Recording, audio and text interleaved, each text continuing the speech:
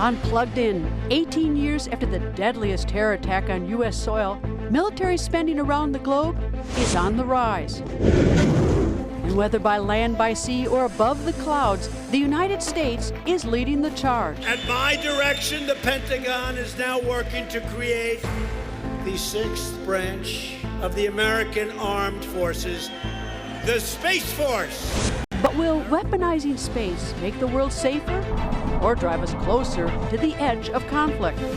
Unplugged in, the high-stakes quest for military superiority in the new global arms race. Hello and welcome to Plugged In. I'm Greta Van Susteren. Since the end of World War II, we have been living with the threat of nuclear war.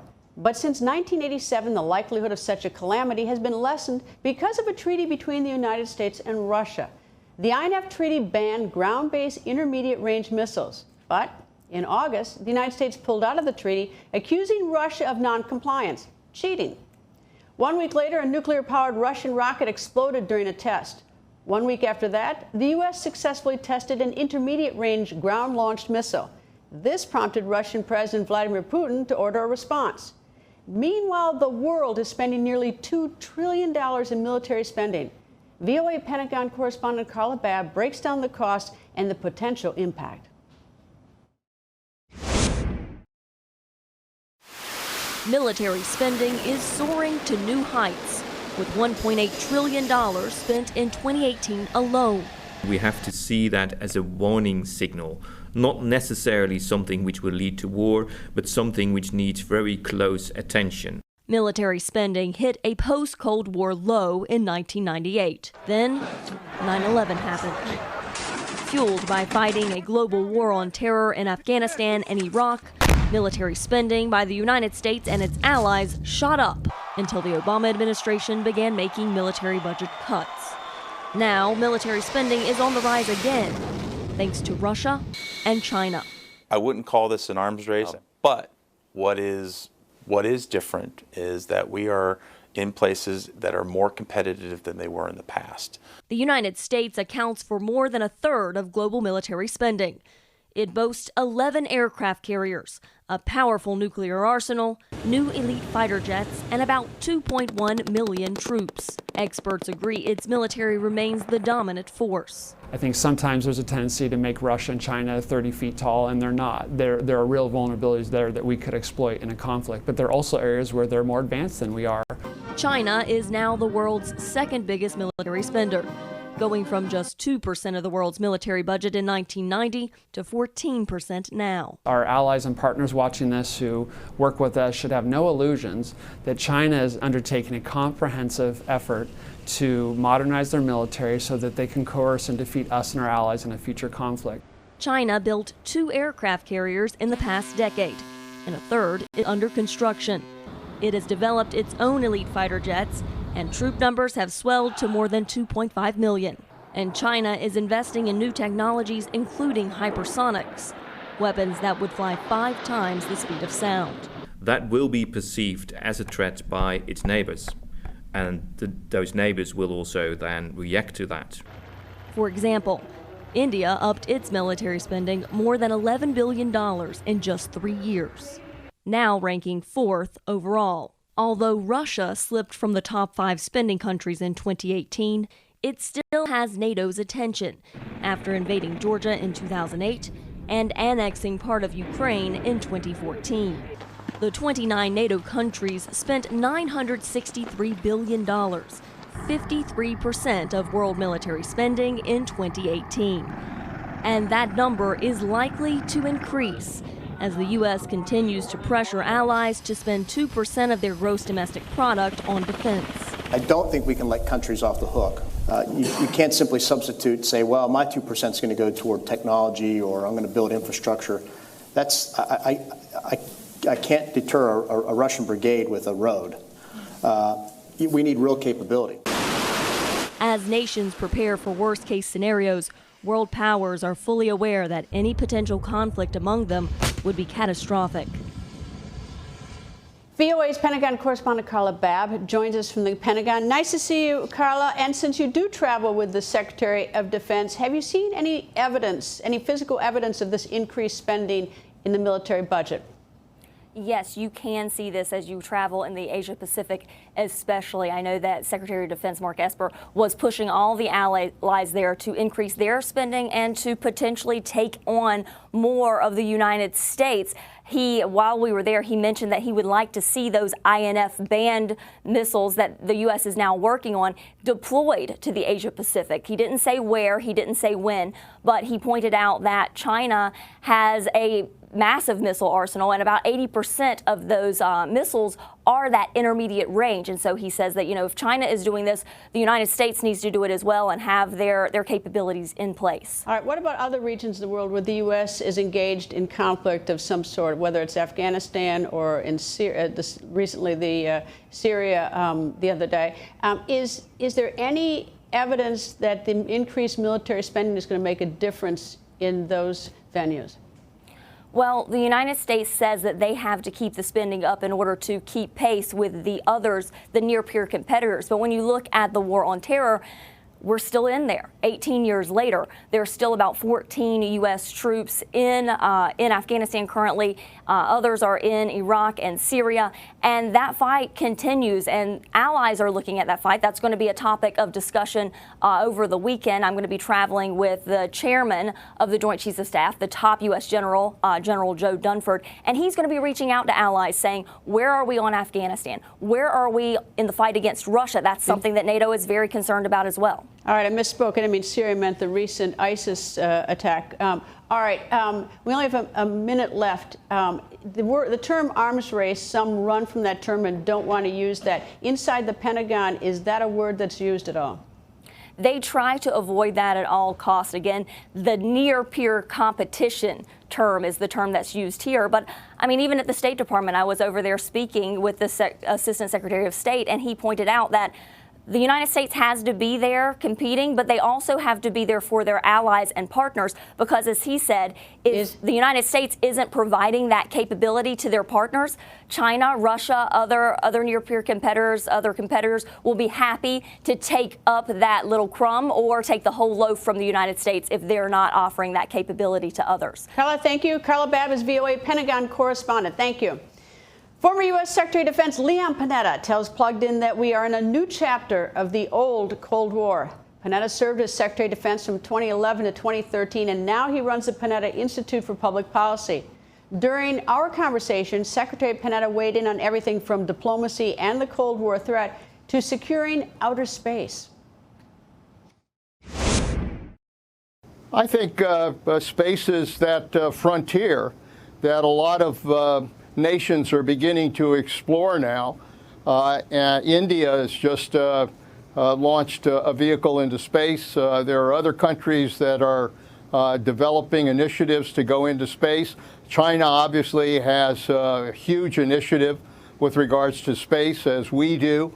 And so I think space is indeed a battlefield of the future if we don't sit down as nations and develop rules for how we're going to behave in space.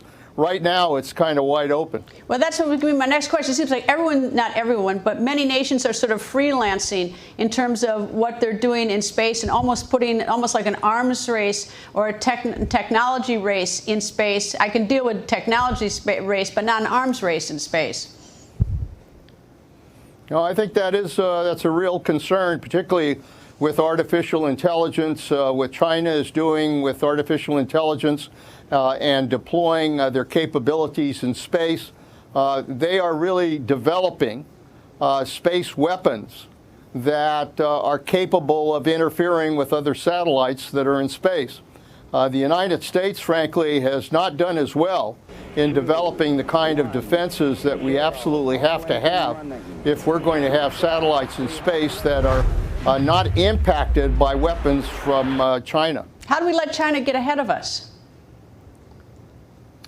Well, it's a good question. I think they put a lot more emphasis on research and efforts to develop artificial intelligence and new technologies in space. They've really focused on that effort. The United States, while we've had the private sector developing capabilities in space, very frankly, we have not invested as we should with regards to space, and particularly with regards to national security in space as well.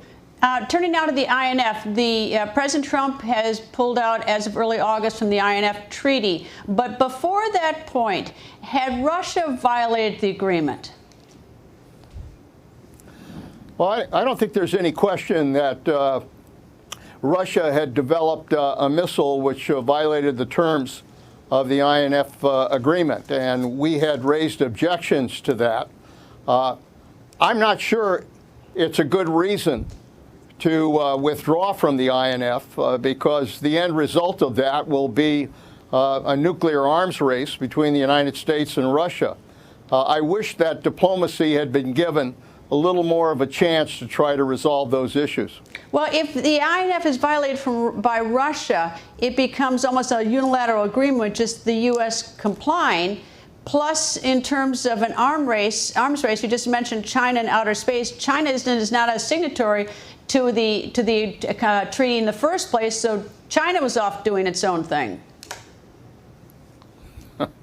Well, and that, frankly, is a concern about not only our national security, but peace in the world. I mean, the reality is that we have some very, very dangerous flashpoints in the world that we live in. And one, without question, is dealing with China, particularly with this trade war, but dealing with them in other capabilities in space. And the other is Russia, which we're now involved in what I call a new chapter of the Cold War with Russia. You know, the prospect of having the United States and Russia engage in a nuclear arms race where they're both trying to increase and improve their nuclear weapons, I think is a dangerous prospect for the world. And so the most important thing right now, it strikes me, is that diplomacy has to play a role here. We've got to make a serious effort to try to reopen dialogue not only with China, but with Russia as well. As the arms race around the world heats up, the United States has taken a preliminary step towards strengthening its presence in outer space. In August, President Donald Trump formally established the U.S. Space Command, a precursor to the launch of the U.S. Space Force. This is not the first time the United States has had a Space Command. It was initially launched in 1985 during the Reagan administration. It was shut down in 2002, shortly after the 9/11 attacks, as part of the Pentagon restructuring. President Trump called outer space the next war-fighting domain. Ultimately, what Trump wants is an additional military branch, the Space Force. Proposals have been submitted to the U.S. Congress, where it still faces a number of hurdles. At times, silence can be deafening. What is not wanted is for that silence to turn deadly. I asked former U.S. Defense Secretary Leon Panetta point blank, are we in an arms race with Russia? I don't think there's any question that that's happening. Russia is continuing to invest in developing new missiles and new arms, and the United States is obviously investing as well with regards to those kinds of capabilities. So I don't know what else you would call that, but you know, an arms race in terms of trying to figure out who can achieve superiority. We've been through this in the past. Obviously, both countries are trying to checkmate each other as to who is the strongest. But as that continues, I think we have the same kind of danger we have in Iran, which is that somebody then can make a terrible mistake. And as a result of that mistake, we could be involved in a nuclear war. Look, it's tough. This is not easy. I've been there. I know what it means to sit down and try to negotiate with people you don't agree with. But what it takes is persistence, it takes determination, and it takes the fundamental will to try to continue to work at trying to arrive at an agreement and develop that kind of trust that you need in order to do that. The most important thing is that when the United States sits down, that it is strong, that it represents the strongest military power on the face of the earth, and that they know that. If they know that, then they have everything to gain by trying to negotiate with the United States. Meanwhile, though, Russia is selling surface-to-air missiles to our NATO ally, Turkey. And that, of course, is causing, much consternation in the United States. Is that to sort of to divide NATO, or what's the purpose of Russia doing that with Turkey? Well, I think, look, we have to understand that Russia, has one fundamental goal, which is to destabilize the United States and to destabilize our relationship with our allies. They've been doing that for a long time. This is nothing new. And I think the problem is when they sense that there's a vacuum there, they will take advantage of it. That's what they did when they went into the Crimea. That's what they did when they went into the Ukraine. It's what they did when they went into Syria. They sensed a vacuum there in terms of the United States, and they took advantage of it.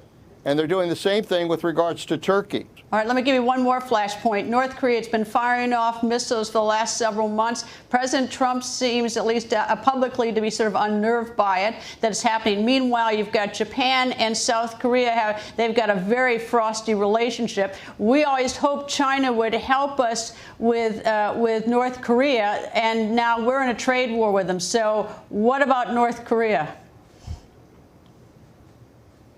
Well, you've raised again another one of those dangerous flashpoints in a very dangerous world. I don't think that the president's effort at summitry with Kim Jong-un has worked at all. I think he tried to make an effort at it. I give him some credit for trying to make that effort, but the end result has been that that they are taking advantage of that relationship, and we're paying a price for that. North Korea continues to develop nuclear weapons. They continue to develop their missile capability. They're developing a new submarine that will have the capability of firing a missile. They're going ahead and rearming themselves in the face of this relationship, and the president, frankly, has been excusing that kind of behavior. The problem is it's now beginning to impact on the most important relationship we had in that region, which is with South Korea and with Japan. Now we're seeing the relationship between South Korea and Japan break down as well. And so that alliance that's been critical in dealing with North Korea is now suffering the consequences of that. Summitry between the president and Kim Jong-un has not worked, and very frankly will not work.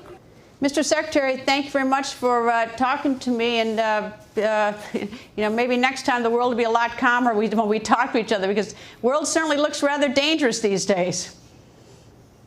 It does, but I always have great confidence that ultimately we will find the leadership in the world to find a way to resolve the crises that we're facing, but it's going to take that in order to hopefully preserve peace in the future. Mr. Secretary, thank you very much. I hope to talk to you again soon. Now, there's still many questions about last month's mysterious missile explosion in northwestern Russia. The August 8th blast at a Russian military testing facility killed 5 nuclear engineers and injured several members of the Russian military. Official reports have been scarce, but a Russian monitoring agency reported a spike in radiation levels near the testing site immediately following the blast. U.S. military experts suspect the Russians were testing a new nuclear-powered cruise missile with unlimited range and with the code name Skyfall. Russia claims the nuclear-powered missile is capable of evading U.S. defense systems. So what does the undetectable nuclear missile mean for the West? Does it serve as a deterrent to nuclear Armageddon? Some nations believe a good offense is always the best defense, but some foreign policy experts say not so fast. Joining us to discuss the current state of affairs is Michael O'Hanlon. He's a senior fellow and director of research and foreign policy at the Brookings Institution. Nice to see you again, sir. Hi, Greta. Nice to be with you. Former Secretary of Defense Panetta said that Russia was cheating on the INF, but he thinks that we still should have done more diplomacy instead of pulling out as the Trump administration did. In light of the fact that if Russia's cheating on it, does it not become a one-way deal? Russia can continue to develop missiles in violation of it. And meanwhile, China, who is not a signatory, is, of course, developing missiles. So where does that place the United States? Yeah, Greta, I thought you had a good response to the Secretary on that point because, you know, both the Obama and Trump administrations considered Russia to be in violation over a period of 6 or 7 years. So I haven't seen the evidence firsthand myself, so I won't comment. But I'm confident that good people and very smart people on both sides of the U.S. political aisle found that evidence compelling, which means that Russia had no intention of staying within the treaty. So the question would then be, okay, what are you going to do about it? We've already asked Russia for many years through both those administrations to come back into compliance. They refused. So I think we only had two options. One, to propose some kind of a new framework. Let's say a framework that would allow a small number of intermediate range missiles on both sides. That way we could partly balance China in the Pacific. Russia could keep the capability that it already has with no intention of dismantling it. And then you could see if we could persuade Russia towards that kind of a deal. Or alternatively, as you say, withdraw so we're not unilaterally complying with something that nobody else is respecting. I think those are really your only two options. I suppose Secretary Panetta might have been alluding to that first kind of a possibility when he said give diplomacy more of a chance, but I'm not really sure what he meant because he didn't say in any kind of detail.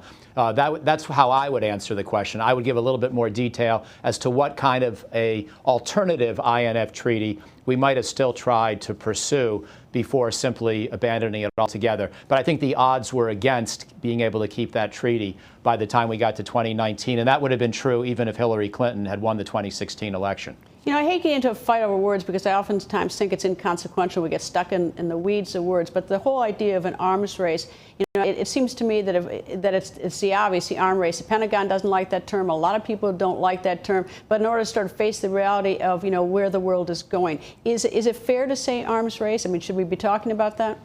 You know, I wouldn't use that term. I respect that Mr. Panetta did. And, you know, when both Russia and the United States are spending about 3.5% of their economies, 3.5% of their GDP on their militaries, respectively. To me, that's not an arms race, because in the Cold War, Russia was probably spending 15 or 20% as the Soviet Union. We were often spending closer to 10%. That feels more like organizing all of society around your military endeavors. In World War II, of course, we spent 35% of our GDP at peak on our military. So if we're a factor of 10 below that, only 3.5% of GDP, we might be competing in certain specific realms, of course, but it doesn't mean that we're doing anything like what has often been described by the arms race term in the past. And I think it's a little too apocalyptic, if you will, a little too melodramatic. We've got serious problems with Russia and China, but I do not see them as being equally serious to what we had in the Cold War. So I would not use the term arms race, at least not just yet. Well, I do see the significance of the reduction in how much we spend on military as a percentage of GDP. But if the weapons are more lethal, more efficient, and not everyone, but some nations are building them, and we already have the capability, something like 22,000 nuclear warheads in the world as it is that, you know, is that really, you know, is that the standard if everyone's busy building these terribly lethal, terribly precise, dangerous weapons?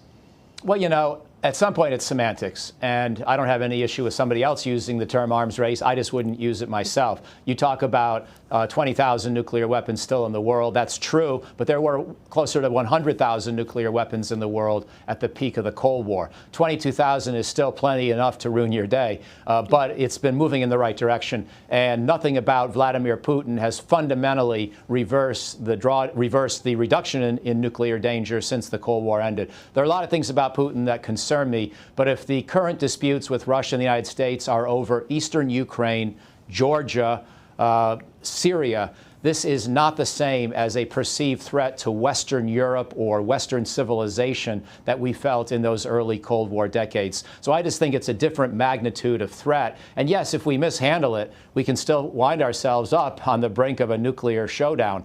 So there are ways for this to really go south in a hurry. But I don't think we benefit by dramatizing this with the same kind of language that we used during the Cold War or the Cuban Missile Crisis or the Berlin crises or things like that. Well, the whole drama of this, if it weren't so serious, I mean, it is in many ways a drama. Former Secretary of Defense Panetta said that Russia's goal is to destabilize the United States and to destabilize NATO and the United States' relationship with its NATO allies. But it's almost like, to what end?